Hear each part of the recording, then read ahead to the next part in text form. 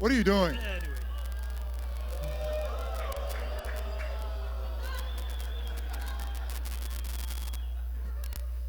Really? Hi, My Russ. God. Oh, you're lucky we're being streamed right now. Hi, Russ. Hello. So, Russ, what's Bitcoin? What is that like monstrosity on your chest right now? What is that? I'm a LA Rams fan. Well, why? Why are you a LA Rams fan? Help me understand that. I love LA. Okay. And they're LA's team. No, they're not. LA Chargers are LA's team. I thought they were from San Diego. Well, we made a move. We transitioned, right? But San Diego's still home to us, partly. I mean, I can love both teams. No, you can't. Okay, You can only love one team. That's how it works. I love the Rams. You're going to have to get me a new shirt if you don't want me to wear this. All right, got you. I got you. You got me a new shirt. All right, yeah. Manchester, what do you think? All right, it's on. It's I'm been Liverpool. on. I'm waiting on you. We hate Man U. Okay, we'll see. All right, man, well, we should talk about Bitcoin. Okay, let's do it. All right. Come on, Russ. What is Bitcoin? What is Bitcoin? It's funny, when I explain Bitcoin, or at least when one of my teammates has asked me, because that's usually been where most of my dialogue is, particularly about Bitcoin. They say, man, what is Bitcoin? I said, well, what is freedom, right? What is independence?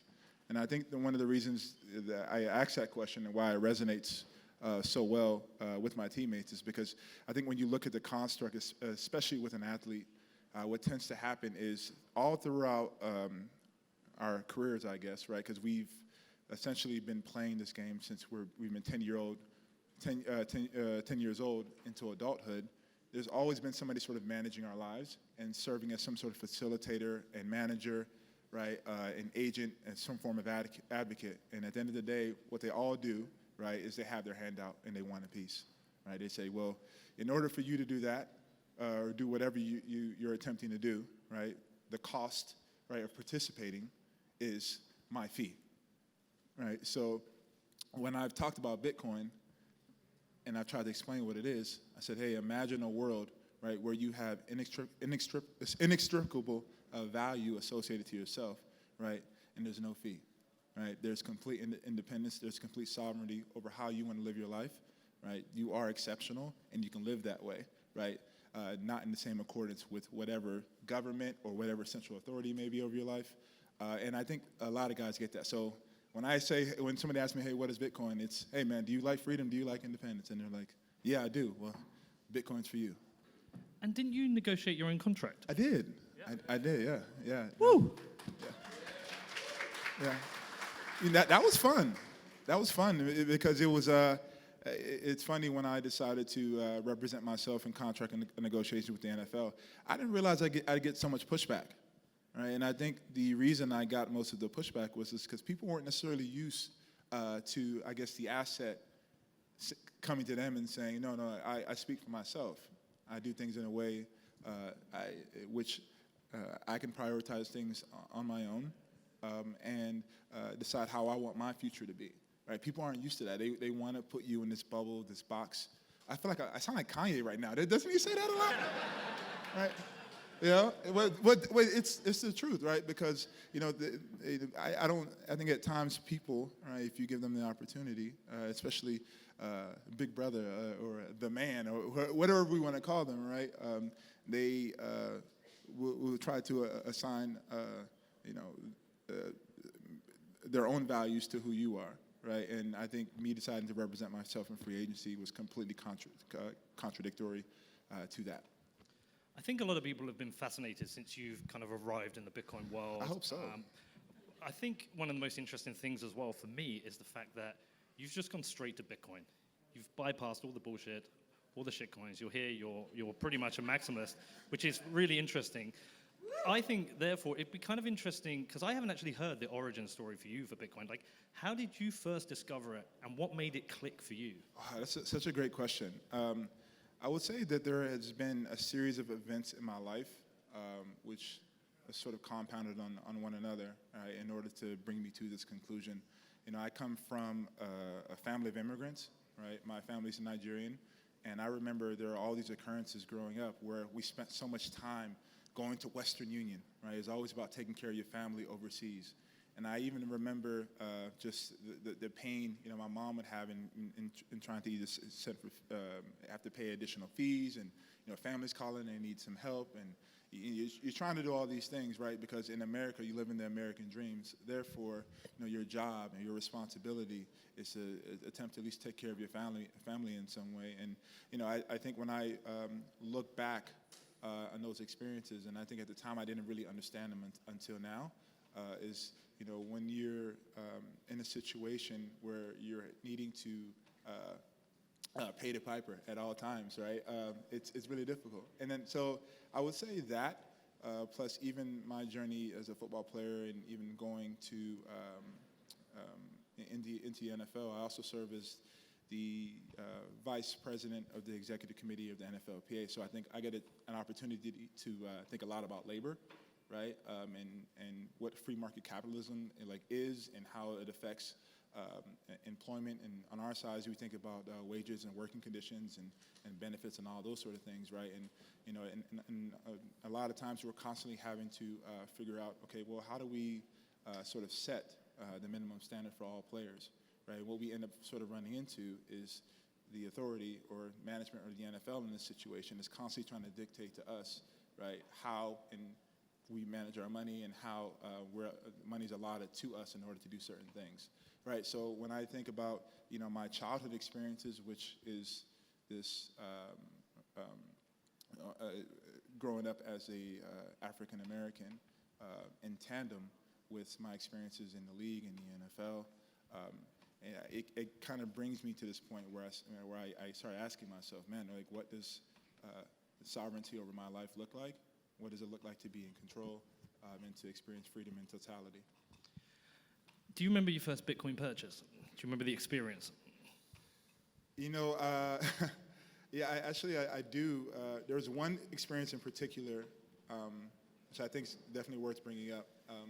So I went to Nigeria maybe like 5-6 months ago or so, and I remember being out there, and it was an incredible experience to go out there and see my family. And, you know, and like you're going to any country, you want to take enough cash to sustain you throughout your entire visit. You know, so I probably had too good of a time and spent too much money. And I remember, so I, you know, called my bank and was just like, hey, like, I'm going to withdraw some money and you know, just for my stay. And mind you, I had already put a note on my account suggesting that I would be in Nigeria, that I would potentially be withdrawing more money. And I'm not going to say who that bank was, but I remember trying to withdraw some money, and I'm talking to you know, one of the people at customer service, and they said, hey, we don't do business with Nigeria, therefore we can't send your money at this time, right? And I'm just like, whoa, wait, what do you mean you can't send me my money? It's my money. Right, it's my money, right?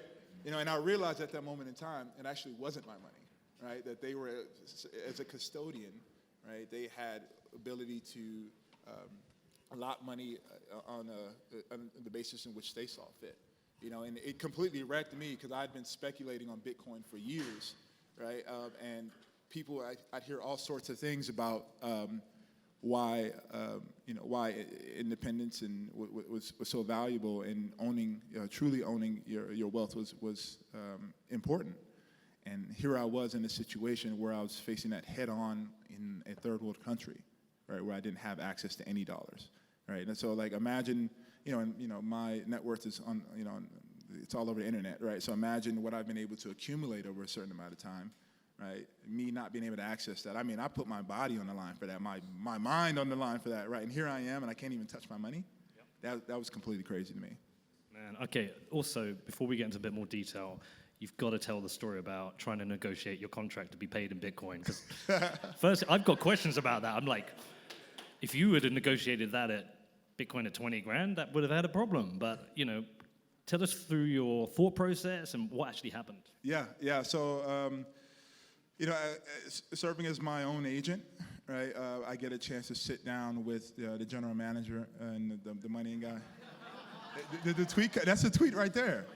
Yeah, I get a chance to sit down with those guys, and I don't need directly have any sort of advocate for me who can speak to them on my behalf. So I remember the contract was already negotiated, and obviously I'm going to the third year of my deal, and I go up to see the general manager.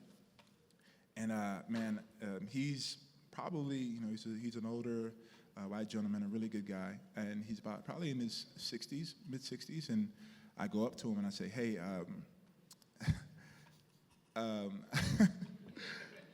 I say, hey, I want half of my salary paid to me in Bitcoin. And like, he had this most stoic look on his face, and he's like a super smart guy. Like he's been around the team forever. He's probably heard everything, every excuse for a player to come back and renegotiate his contract. And here I was saying, look, I don't want more money, right? Instead, how about you just give me half of my salary in Bitcoin? And he looked at me and was just like, what the fuck is Bitcoin? So like here I am trying to explain, hey, it's like digital gold and it could be an asset and currency, And it's like, and there's this thing called this ledger, and he's just like, no. But you're not the only one, right? Matt Barkley? Yeah, I know Matt. He's Matt's tried as well, hasn't he? Yeah. I don't think he had any more success than I did. There is a way you can get your salary half paid in Bitcoin. Oh, please tell. Yeah, you need to speak to Alan Lane from Silvergate, who's here. He's here. I think he told me. I think he was harassing me earlier. He said he can do it for you. Okay, I'll talk to him. All right, so let's talk a bit now about the NFL. Obviously, you're a superstar in the NFL. Thank you. It's great for Bitcoin that you are a vocal supporter of it, because it helps Bitcoin reach wider communities. Firstly, somebody asked you a great question earlier, but there was only a few of us in the room, so I'm going to ask it again. What's the experience been like talking to your teammates about it? Have you converted any? Are you getting laughed at? What's the kind of general experience with your teammates? Because you're the Bitcoin guy, right? Well, I mean, it's better than being the pizza guy, but I'll go as the Bitcoin guy.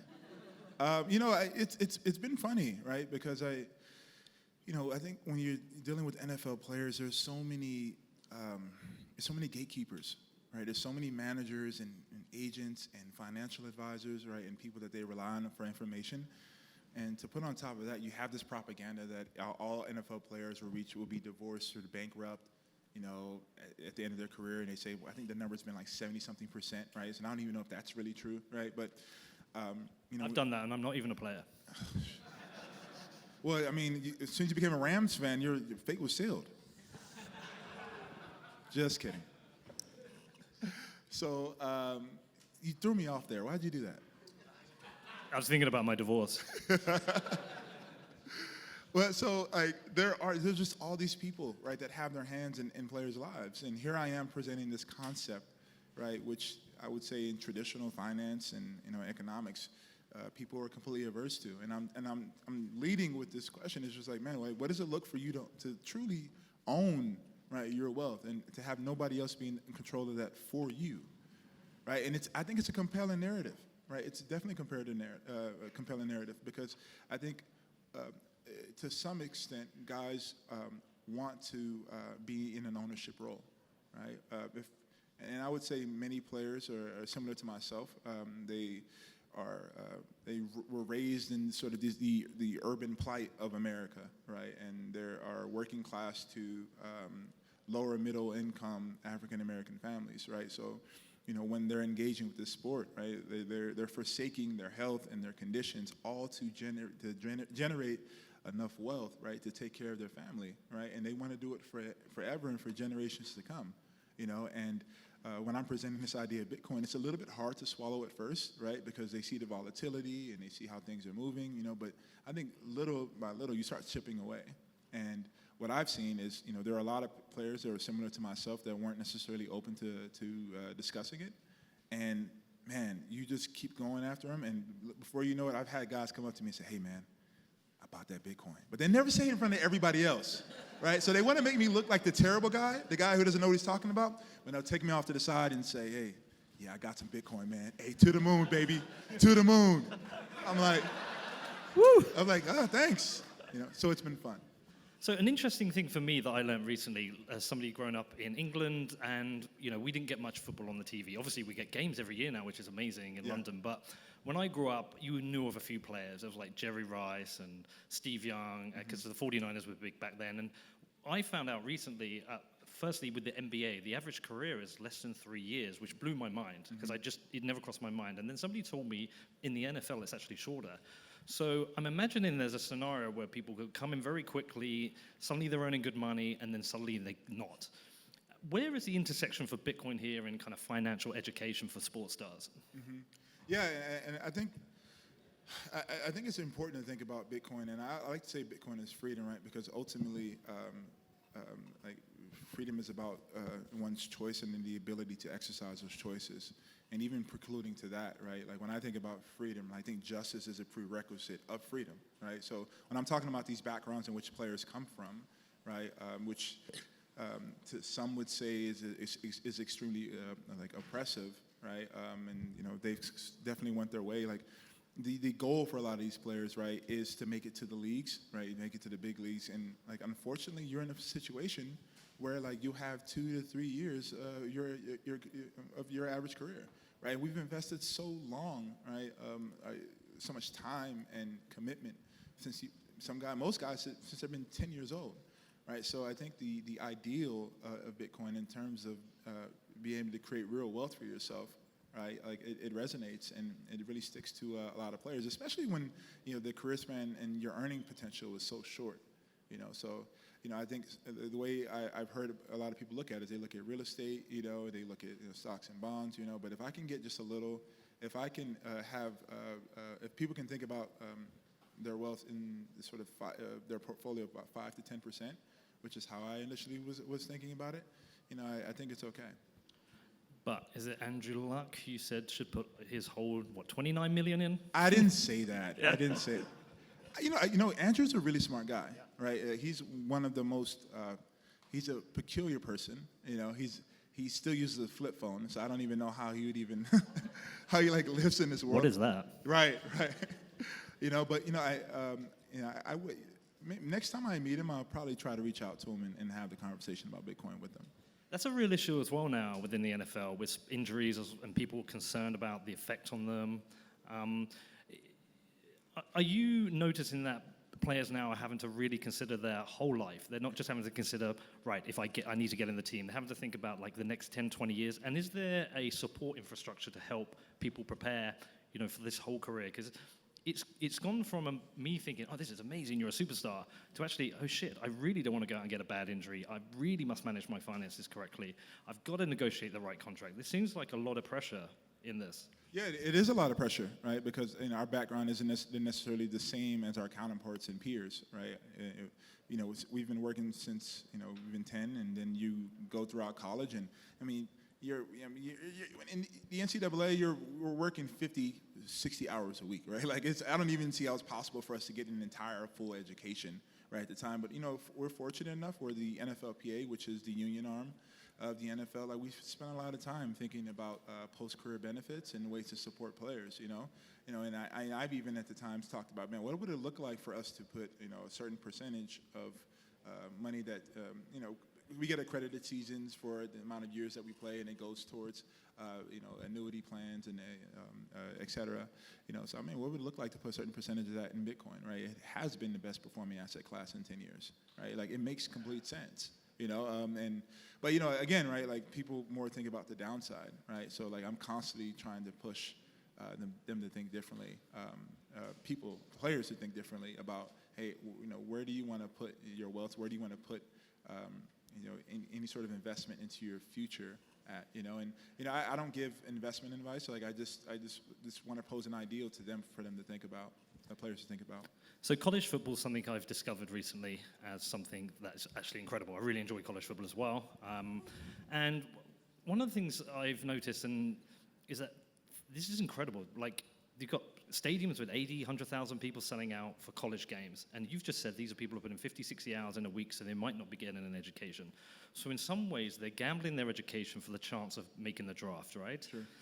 Are they compensated outside of their education? And is that something you think they should be? Because if they're filling up a stadium, there must be money in there to support these people. Or is it just a big risk, and if they don't make the draft, then they're essentially on the scrap heap? Yeah, I think that's a very difficult question that I've definitely been an advocate of the Fair Pay to Play Act that's been pushed out here in California. I think our government in California is really progressive in that way, in seeing players just like anybody else, right? Like have civil liberties, right? Like I think that's the battle that people have been fighting since the beginning of America, right? I think that's the battle that people have been fighting since the beginning of America. There are civil liberties, right, that we foundationally have. Those are basic principles in America.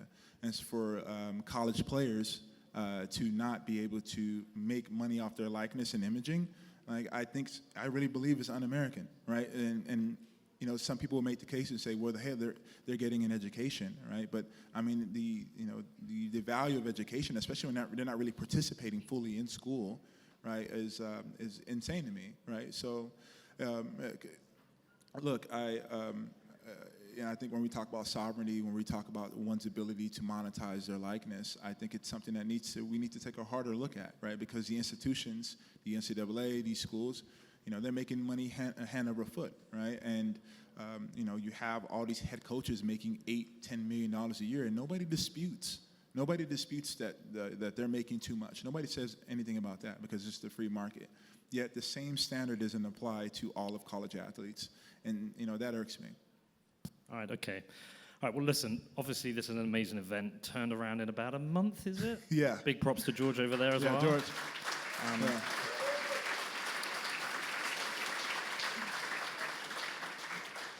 You've managed to bring an amazing group of people here that all want to support the event and help with it. But what's the goal? What's the mission here for you? What's the big idea? Where are you going with this? Yeah. So I love to talk about that. And one shout out to the team. You guys have, in a month, what you guys have been able to create and put this together, and whether it's on social media, can we give them a round of applause, please? Yeah.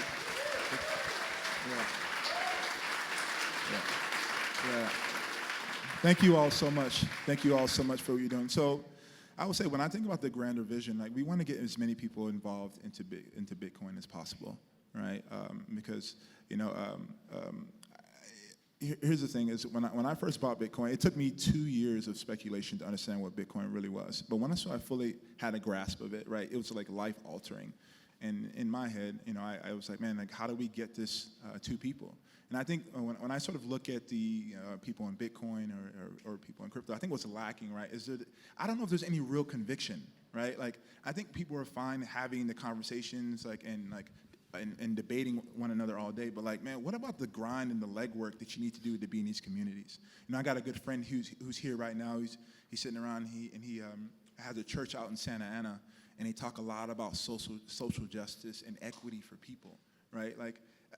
If anything, I think if the Bitcoiners should be rushing to every single opportunity they can, right, to show that, Bitcoin really will change people's lives, and we're going to find the least and the most downtrodden people, right, to be able to support, right? And so when I think about what Bitcoin is, right, as a platform, I more think about, man, there are real issues that we can solve, right, and that when the more people that get into this, the better it is. It's money for the people, right, and I think that people can drive this. Right, and I think they can be a force to be reckoned with, right? And I love it, and when I talk to my team and when we conversate about where this thing's going to head up to, man, we got crazy ambitions. We're going to do a lot of things. We have events coming up throughout the year, which George will talk about more later on. But we're really excited about what's coming up on the horizon. All right, well, look, final question, and firstly, thank you for inviting me here and giving me this opportunity to do this. It's a real pleasure and honor. Just a final thing to close out. You've got a great group of people here. We know they're pretty much all Bitcoiners. What message do you want to leave with people? What do you want them to take from this, and what do you want them to go and do, and what do you want the outcome from this event to be? Yeah, I would like to say that people need to realize, especially the ones in here, right? You are a representation of Bitcoin, right? So when we talk about what this thing is, it's not just the technical jargon and your ability to regurgitate things you've already heard before, right? But are you relatable, right? Do you care about people, right? Because I think when you start out with that first, right, and people know, I'm serious about you being able to experience everything you can in this very short life that we have. Right, it actually changes the perspective. Yeah, for sure. Thank you. All right, yeah. So I mean, I literally go out of my way, right, to talk to everybody about this, and like I leave with the same question, man. Is independence important to you? Is sovereignty important to you? Man, here I've got something for you, man. Like that you may like, right? And just hear me out, right? I'm not trying to give you any investment advice, any of that. I have something that may actually change your life. All right, man. Well, listen, amazing. Thank you again, and just a round of applause for Russell. Thank you.